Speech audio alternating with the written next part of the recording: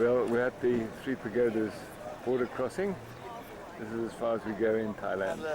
This is the last remaining bit of the Thai-Burma Railway, and it continues on the other side of the border across there behind where that vehicle is just turning.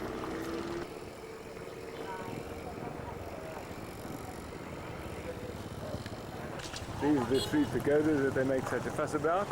They're far smaller than I always imagined they'd be.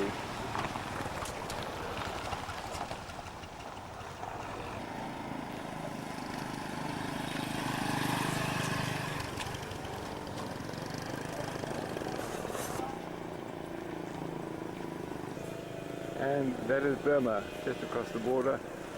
And there's a section of rail behind all our folk here, which just commemorates the other side of the railway, which went right from here all the way down to the coast in Burma.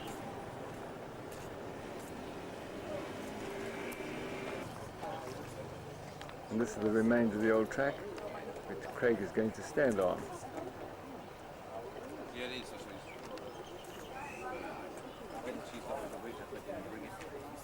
Yeah. I don't want to get you. No, you're right.